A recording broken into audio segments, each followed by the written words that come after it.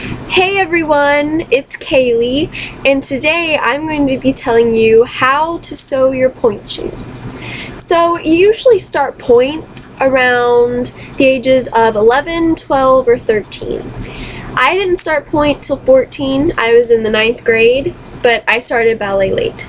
So right now I'm going to be telling you about the parts of a pointe shoe and what you put in them, how you wear them, all kinds of stuff. So this part right here, the whole thing is called the vamp, right here.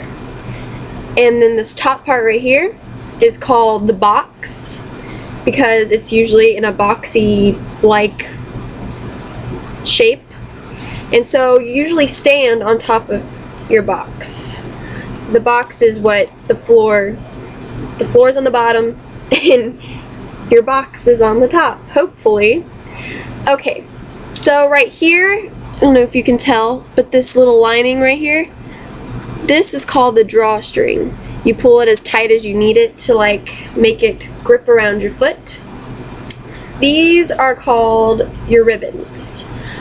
Usually ribbons are for support on the side right here to make it pull up. And then ribbons, they wrap around your ankle to make your foot look very gorgeous for performances. And this right here is called the elastic. The elastic goes around your ankle to make sure that you stay in your pointe shoe. Without the elastic, you have nothing to go around your foot and hold your ankle so you don't break your ankle. The back right here, you can tell, this is called the shank. This is where the bottom of your foot, this is how dancers get their foot so bendy, is by the shank. So I have a Suffolk Solo, and it is narrow XX size 4. And they come in all sizes. You can have a wide, you can have a bigger box, you can have, it just depends on your foot.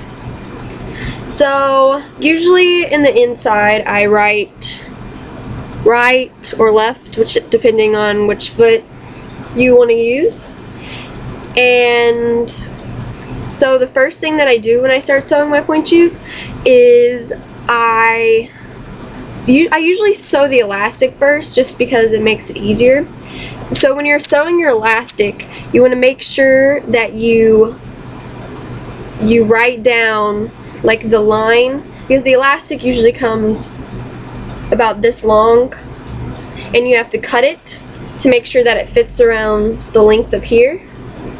And then you see this line right here. I don't know if you can tell. There's a line all going right here. You usually want to have an inch away from there is where you want to sew your elastic, so it holds the back of your ankle. And so also why I put it so far back is so it holds the back of this on your heel, because otherwise this part will slip off your heel a lot and you don't want that. So once I get the elastic on, I usually take a needle and thread and just sew through, usually making a square, because I think it just holds the elastic in better. And then I sew the ribbons, and I usually sew the ribbons 3 thumbprints from the elastic. 1, 2, 3. And so the ribbon usually supports this part of your shoe, so it doesn't have a weird bagginess whenever you have your shoe on. And so I usually, same thing for the other side, you have 2 ribbons. And I do the same thing. I sew it in a box, the sewing needle in a box. And the next thing I do after I have everything sewed, I usually try on the pointe shoe to make sure that everything fits okay. It doesn't feel too tight, doesn't feel too loose, so I don't have to go back and redo everything. And then the next thing I do when I put on my pointe shoe is I have to measure the ribbon length, because the ribbon length comes in long sizes. So I usually have to cut them so there's not long pieces of string hanging off of my pointe shoe. And then the next thing I do is I beat up my pointe shoe, because you do not want this hard thing on your foot because it hurts. I already have many blisters from these shoes because they were too hard, and I have learned my lesson from them. So what I do is there's usually a needle, not a needle, a nail in the top of your shank called the 3/4 point, and I usually take the needle out. Yeah, it's out. You see that big hole right there?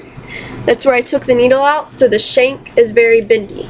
What I do is I usually bend it like this to make sure that it's not hard up there. And then I take a hammer and I beat up the sides. I beat up right here, and right here. And I usually beat that up because pointe shoes are very, very hard, and if you don't do that, it's going to give you blisters, and you don't really want blisters because they hurt. And sometimes I put water on the thing, on the top of my box, to make sure that it's not hard.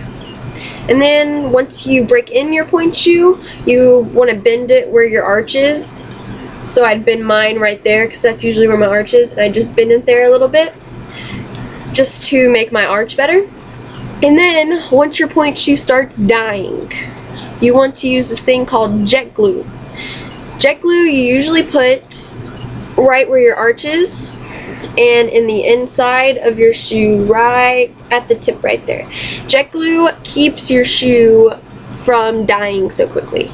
Pointe shoes usually only last 12 hours. So I take 4 hours of pointe a week, or maybe more. So that means that these shoes will only last maybe 3 weeks, and they're usually $100. So that's a lot of money. So when you buy jet glue, it keeps them from lasting a little longer because when it dries, it makes it really hard. So it's just like you're wearing a new pointe shoe again. I think that is all I have to say about how to make a pointe shoe. No. How to sew your pointe shoe, just how to use your pointe shoe in general. I hope you enjoyed the video. Thank you. Bye.